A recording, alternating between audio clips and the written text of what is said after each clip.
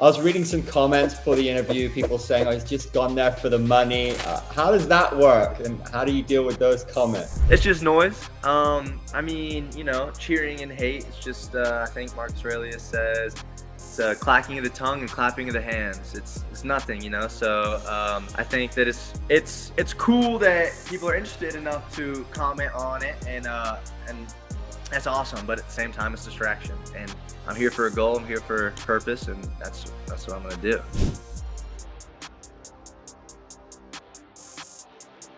Yes, ladies and gentlemen, a very warm welcome to Sam Hurley, one of the most talented track and field athletes in the country. Pole vault, high jump over at Texas Tech. What's up, Sam? Also a content creator. You're a multi-talented guy. How's life treating you?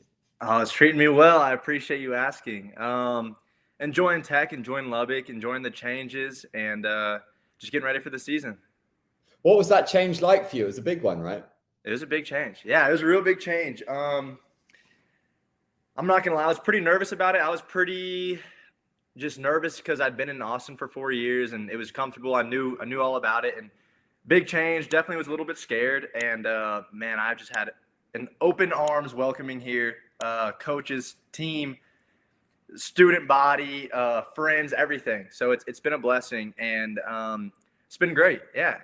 And what was the fan reaction like? Because people loved you over there, right? So was that difficult? It was difficult. Yeah, it was difficult. It was hard. Definitely got some hate that I wasn't quite used to in the track and field front. Content creation, sometimes we get hate, kind of, part of it. Doesn't really mean anything, but the track side, getting hate was new, but I enjoyed it. Felt good to get a little bit of the other side. When did you realize that this was going to be the path for you, particularly, focusing on pole vault and high jump? Because you love a lot of sports, right? Is that fair to say? That is fair to say. Yeah, I would agree. It kind of just happened. It kind of filtered itself out. I loved every sport, every discipline, and track, really.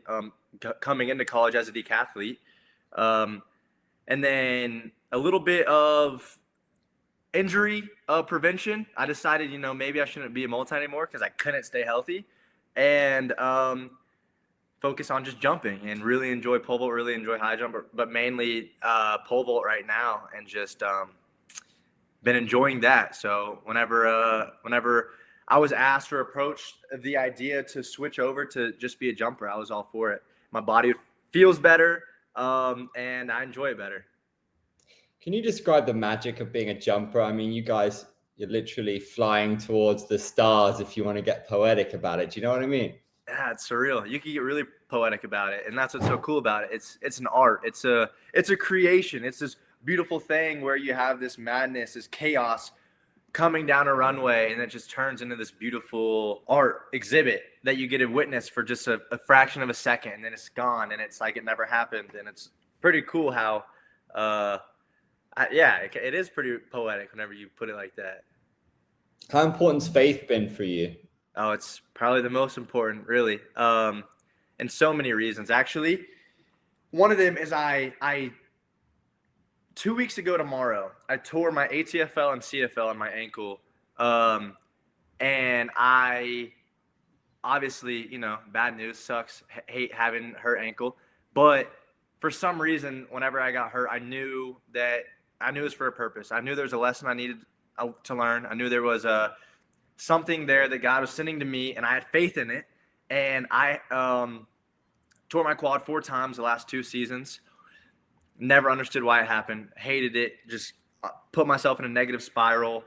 Negatively affected my mental health, everything in life. And this time I decided, you know what? Those 4 injuries that were so miserable at the time, I learned so much. I grew so much. And that's what this is right here. That's what this injury is. And I took it as that. And I ran today. I was in the boost, the Ultra G, but pretty much full sprint, full ankle feels amazing. I've had faith in the journey. I've had faith in the process, and I had faith in it happening. The reason it happened, I had faith there was a reason, and the process has been a blessing. It's been so smooth, and I'm healing so fast, and I'll be ready to go so much faster than they assumed. And I truly put that, and I put the credit to my faith and just having that belief that there's a purpose and reason for it and trust in it. What about family? How important has that been in molding you? Oh yeah, that's the biggest. I'm an athlete because of my family. My parents were athletes. I have 2 older brothers. My middle older brother, he pole vaulted and was a decathlete at Oklahoma State in college. And little bro always wants to be like big bro, and big bro was a pole vaulter, cool D1 athlete. So that's exactly what I wanted to do. So I got into track and field. I got into pole vaulting, high jumping, everything because big bro did. So without family, I mean, I'm not here at all. What is the coolest thing about being a D1 athlete? Oh man, I think one thing that is so cool to me is like that's what I wanted to do my whole life. Like my whole life, I didn't know what sport, I didn't know what it was gonna be, but I wanted to be an athlete. I wanted to be a D1 athlete, and I think that it's pretty cool to actually live it after chasing it for so long. Like that's probably the coolest part, just sitting in here and actually getting to enjoy and be grateful for being here, because what a blessing it's been, and it's temporary. So I want to enjoy it. How big is the dream in this sport? The dream's big. You could say this big. Oh yeah, that's the one, man. That's the one. Yeah. So when you have a dream like that, how do you approach it? I think there's a bunch of different ways. For me, it's day by day, and it's not thinking about 2028. It's thinking about 2025. It's thinking about November 10th, 2025, and understanding that what I do today impacts my performance in LA. And it started yesterday. You know what I'm saying? It starts right now. We got to go, and it also just gets me so excited to think about it being in LA. Like nothing gives me motivation to be an Olympian more than it being in LA. Like that fires me up. It's pretty cool you're rocking a Red Bull beanie, man. Like Red Bull's like one of the most iconic brands there is. What does it mean to be a Red Bull athlete? Oh, you're asking the most sentimental questions, man. This is another thing that means a lot. Red Bull is another thing that I always wanted to do, be a part of. I always wanted to be a Red Bull athlete. I grew up skateboarding, surfing, and all that. So that was my dream.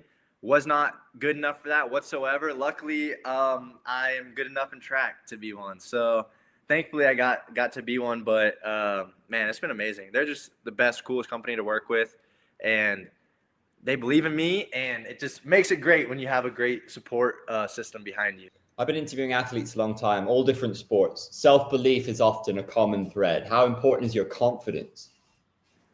Confidence is everything. Once again, I'm loving these questions. These are all like my favorite things to talk about. So yeah, confidence is so important. It's everything. It's your confidence level is how you perform, and the more confident you can get in preparation and practice and everything, the more confidence you get. And I can just say for myself, at times when I have been the most confident, I've had the best performance. So I think they go hand in hand. What's the biggest weakness that you've had to overcome? I'm sure externally people see you and think you've got so many God-given gifts, but there's all things that we feel that we need to work harder on, weaknesses that we perceive in ourselves. Oh yeah. On a mental aspect, on a physical aspect, and which aspect do you want to know? Because I mean, I could answer it, and that's up to you. That whatever you perceive, something about yourself that you always feel that you need to work on. I mean, a lot comes to my head initially, but I think that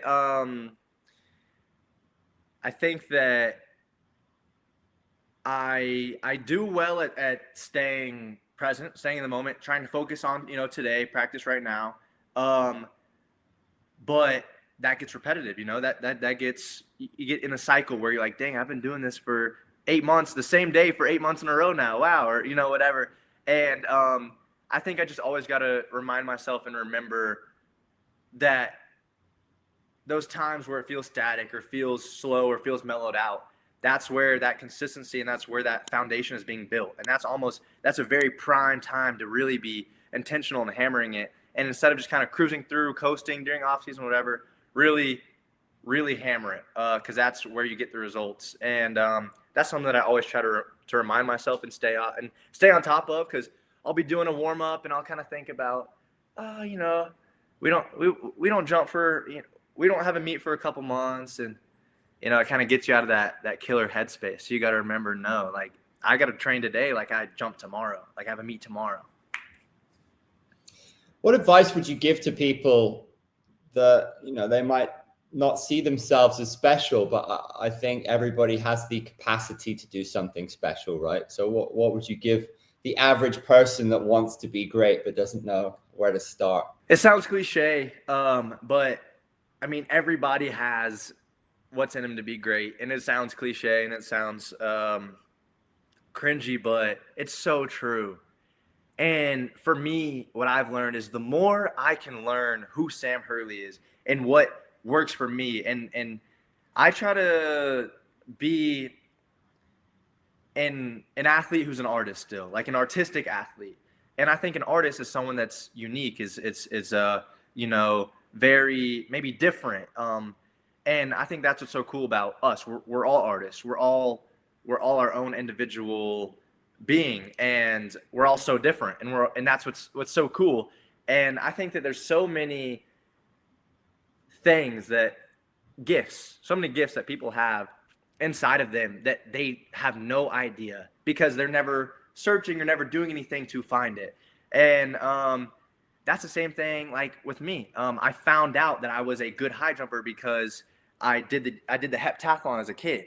So I found out, I can high jump, and it was just from trying things, just figuring it out. And I think my best advice is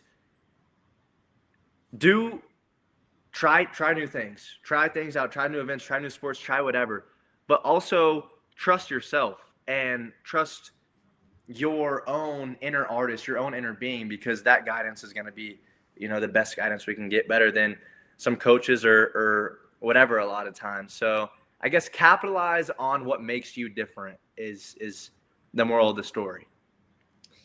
Talk to me about the content game. You seem to have a really natural style of leaning into it. You wear it well. It's not always easy, right? When you talked about it at the beginning, right? People can be negative. What do you enjoy about the content side of things? Oh, it makes it, it's kind of just like the cherry on top of it all, because I kind of get to live my dream of training every day, working out, bettering my body for my sport. And then I also get this fun, awesome side gig, side job, main job, whatever you want to call it, where I get to film, document, create, and also kind of channel in that artist side that I'm talking about. And for me, that they honestly help balance each other. They're so polar opposite. They're so different, where I can find strengths and weaknesses in each of them that just balance and help each other out. So for me, it's been a blessing. For me, it's been great, but it definitely is more on the plate. It's definitely busier, because being an athlete's busy in itself, and being a content creator is busy in itself. Put them together, pretty busy. What's your favorite piece of content you've ever made? Oh my goodness.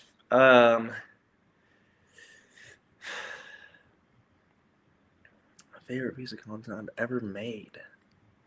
Or if you narrow it down, what's your favorite reel right now on your IG? Oh, okay. Let's see. I mean, I like posting track videos always. That's always my favorite. Anything to do with track. But I also sometimes I'll post like a little thing of me doing like wakeboarding or surfing or skateboarding or something really random that nobody knows I do. So I always love posting that, because it kind of shows another side of me that people don't really get to see a lot, that I think sometimes people like to see. Have you got any desire to turn pro in any other sport, like later in your career? Is there kind of a burgeoning ambition somewhere? Oh no, not really. Maybe Dancing with the Stars. That'd be pretty sick. But go pro in dancing. No, just track. That's really the main focus. Track. Who's the gold standard for you in track? Mondo Duplantis. Yeah. It's got to be. Tell me about him, man. How do you see him? Why is he just seems superhuman, right? Yeah, he does. Consistency, the longevity, and just everything that he's done and shown. It's been so impressive on every aspect, and definitely inspires me. Definitely, when underneath that squat rack, I might think about Mondo and be like, oh, okay, I'll get 2 more reps in. So it's good to have such an amazing person to chase. Such a great athlete to chase. Do you think he's elevated the sport? Oh yeah, for sure. For He sure. seems to be a showman, right? And I feel like he's just breaking those world records at will now, isn't he? Yeah, so it seems like. Have you met him yet? Yeah, I have. So I met him when I was young, when I was like maybe 12 years old at Reno Pole Vault Summit. He was friends with my older brother. My older brother jumped with him, and then we kind of just followed each other. We didn't really talk a lot, but we stayed in touch here and there. And then when I signed with Red Bull does this initiation thing where other athletes give you the hat, and that's when you're initiated and become a Red Bull athlete. And Mondo surprised me with my hat and initiated me into becoming a Red Bull athlete, which is pretty awesome. That is so cool, man. Awesome. Yeah. Did you meet Max Verstappen as well? Oh yeah, another one of the goats. What's he like? Cool, so cool. He I met him before the sprint race, or actually before qualifying race at F1 last year, and probably 5 or 6 minutes before the race, he was in the garage, and actually it's maybe about 10 minutes before the race.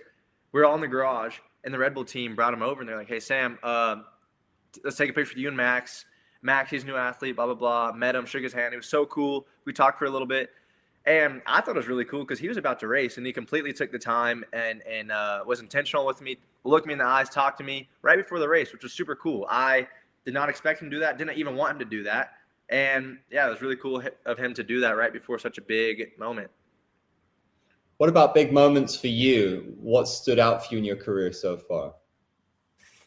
I mean, really, some of the biggest moments thus far I would honestly say the biggest has been transferring. It was a big deal to transfer, and I would say another one was Big 12s. Texas last year at Big 12s. That was one of my highlight meets. That definitely was.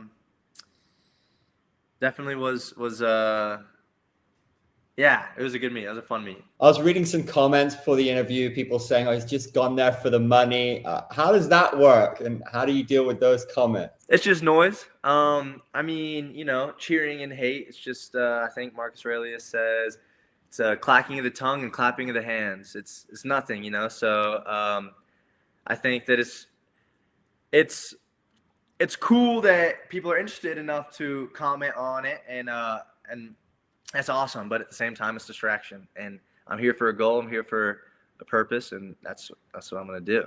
How is the landscape now with NIL? Are athletes able to support themselves much better than back in the day? And also traditionally, we look at football, basketball. Those guys are on a different level financially. So are things better now for track athletes? I would say things are better, yeah. I would say things are better.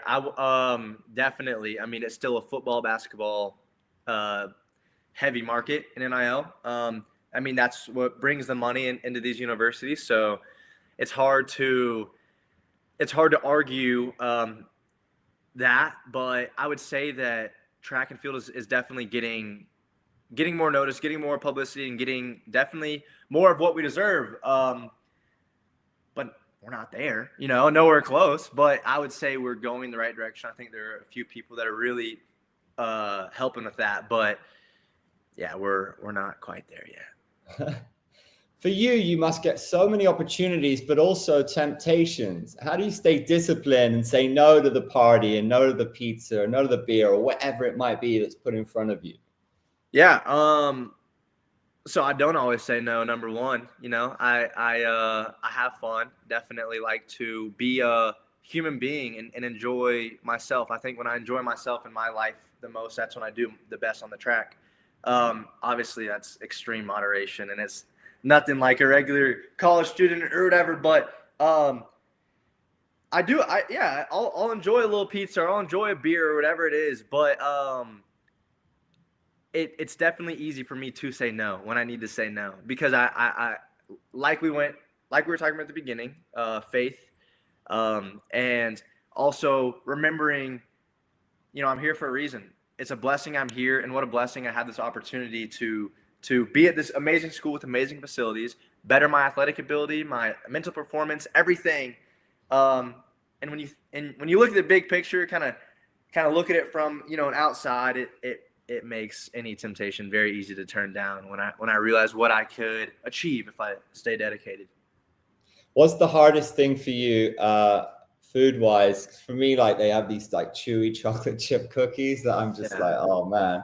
But what's the hardest thing for you? I actually have quite a bit, yeah, because I definitely do. That's probably the main thing I have to hold myself back from is like little candies. I love Snickers. I love a little maybe cookie dough ice cream. That's kind of my little cheat snack. What's your favorite tattoo? I saw you got the Texas Longhorn there. Is that the one that means the most to you? No. I think the one that means the most to me is I have 3 monkeys across my shin, the 3 wise monkeys, see no evil, speak no evil, hear no evil. My mom would always call me and my brothers her 3 monkeys growing up. I have 2 older brothers, like I mentioned. So and we also, she always would say, like, the 3 wise monkeys, the speak no evil, see no evil, hear no. She said it all the time. And so getting that tattoo meant a lot because it was kind of representation of my brothers and my mom's kind of moral 3 wise monkeys that she put into us. That's super cool. Do you think there'll be an LA edition at some point? Gotta be, yeah. I'm definitely gonna have some room saved to put those rings there. Awesome. And in terms of creation, what's your go-to? Like, what do you shoot with? What do you edit with? So it kind of depends. I have a nicer Sony camera, and I also shoot on my phone. I shoot on my phone 98% of the time. But when I do kind of branded content or maybe something longer form or something more high quality, I'll obviously bring the big boy out. But I'll edit on my phone or my computer, CapCut, Premiere Pro, whatever. And then I also have kind of a team of filmers and editors that can help me with anything on that front. That's awesome. That's so cool. So you can really get creative with it. Do you have any good advice for creators out there, especially when it comes to the opening few seconds of a piece of content? Because I feel like it's more important than ever now, right? Definitely more important than ever. Yeah, the hook, the catch, that's everything right now. We live in a generation with such short attention spans. We got to get them quick. Get something, grab their attention for sure, quick. And then another thing that is kind of even more important than grabbing their attention is posting. A lot of people ask me, say, how do you do it? How did you gain followers? How do you get to where you are? But they don't post anything, and they're not posting anything. And I'm like, you have to post. I posted 5 times a day for years, pretty much, to build what I have, and that's the number one thing is just post it. The more you post, the more people that are going to see, the more chances there are to go viral. The more, just post 100 times a day, and I promise you, in a month, you're going to be going viral multiple times. It's inevitable. Wow, yeah. Yeah, that's it, man. In terms of American athletes, who do you look up to? Is there anybody out there just killing it in your eyes? Oh, man. Yeah, I look up quite a few athletes that I really admire. Active or non-active, just in general? Yeah, American? both. Who stands out for you? Who do you look to? So, I mean, I love LeBron James, obviously. He's a GOAT, so I love LeBron. But I'm a big fan of John Jones. I'm a big fan of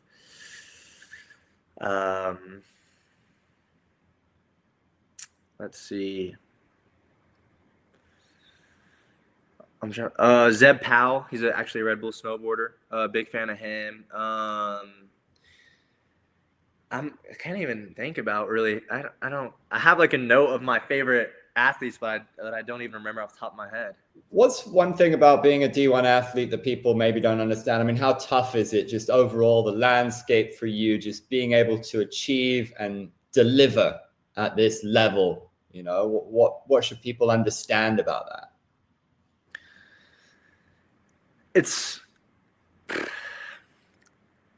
I don't even know how you could really understand it without kind of doing it. But it's hard work, and it's not hard work as in sitting in a cubicle from 8 to 5, because that's hard work. But this is hard work on our body. It's taxing. I've torn multiple muscles, torn multiple ligaments, I've injured my body. I've gone through just so much times of rehab and physical therapy and things to get back, and it's just constant battle, no matter what. And even when you're healthy, you're fighting to stay healthy, and it's this constant battle that never ends. And it's beautiful, but it's tough, and it's a battle. Yeah, it's a battle.